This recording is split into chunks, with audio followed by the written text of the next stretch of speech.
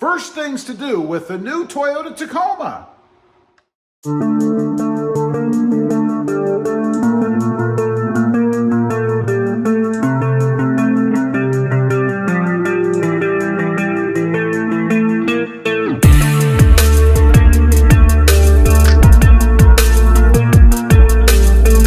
Hey everybody, and welcome back to Robmotive. And that's right, these are the first things that I do with my new Tacoma. Every time I get a new Tacoma, and I say that because this is like number, I don't know, 7, 8, something like that. I lose track. But when I first get home with it, there are several things that I look at just to make sure that it's ready to roll and it's the way that I want it. Now, obviously, right off the bat, you have to get the seat and the steering wheel properly positioned. That was already done. That was done after I had signed the paperwork, jumped in the truck, and headed back home. But after that, there are a few other things just to make sure that it's ready to roll. First of all, let's climb in here. You can see this thing. This is always over here, and it says on here, equipped with airbags. We know that, and it's not supposed to be removed by anybody other than the new owner of the truck. Well, that's me. I've removed it. Time to move on. Next up, we need to take a look at the tires. Specifically, the tire pressure. I have found that almost every time I have gotten a new Tacoma, it comes with way overinflated tires. So let's take a look. Of course, we have the placard here on the inside, and it requires 32 PSI. So we're gonna grab the old tire pressure gauge, and we're gonna take a quick look and see what they are. Let's start off over here on the driver's side. Get this thing off of here.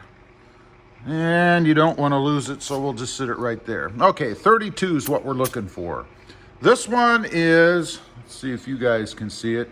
Looks like it's about almost 32. Wow, not bad. I am impressed. Let's run around. Make sure you put these things back on because once they're gone, they're gone. You'll never find them. I've kicked them, stepped on them, ran over them, you know. Okay, let's check this one. This is the driver's side rear. Can't believe the front one was that way. Wow. A little bit below, about 31.25. Not too bad, pretty darn close. Again, let's make sure we get this sucker back on here. Okay, let's go around. Got to check the passenger side rear, and it's in a very awkward position. Let's see if we can't just reach through here. There we go. Well, that one was tight. Okay, check that out. About 31, so about a pound off. Not too bad. I can't believe they're not high. Every one I've ever gotten is at least 3 or 4 pounds high. So we have one left. And really, you should check the spare right under there. But I don't feel like crawling under there right now. And they've done such a good job so far, I don't see any reason. Let's check up here. This is the passenger front. Okay.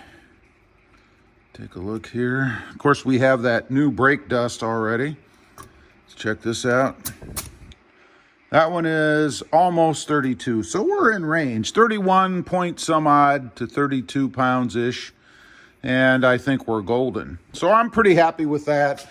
I'll probably wait a little while and then I'll adjust them to be exactly 32 or as exact as I can get them. So next up, got to wipe this stuff off my hand.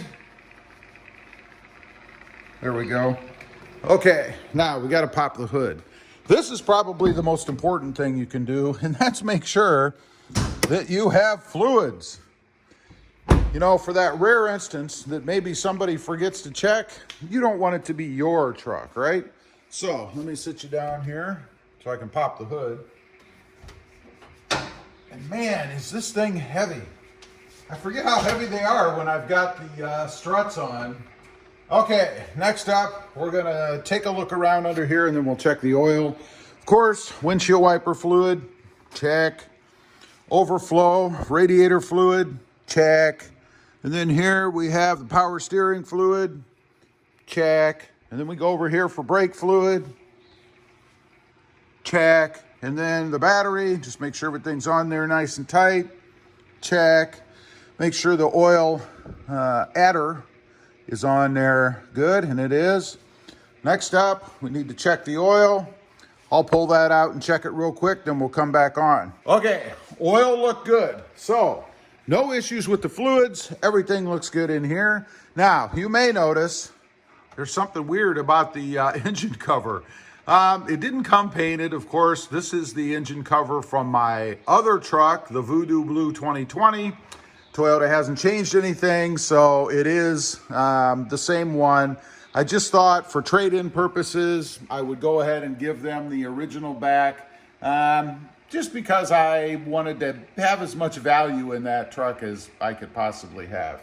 Okay, the other thing you want to make sure of, and you probably should have done this before you actually left the dealership, and that was that there are no chips or dents or dings or anything like that. I did check that at the dealership.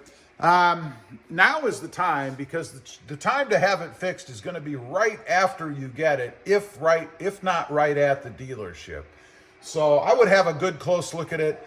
I have found the best way to discover if there's anything wrong as far as body chips, dings, dents, anything like that, paint problems, is to actually wash the truck, because that's when you're going to go over every inch of it, if you wash it like I do, and see if there's anything wrong. I'll probably do that later on. I'm not going to do that right now. It's cold here, cold being like 70 degrees. You know, when you live in South Texas and you're used to really humid and, 90 to 100, 70 degrees is pretty cold.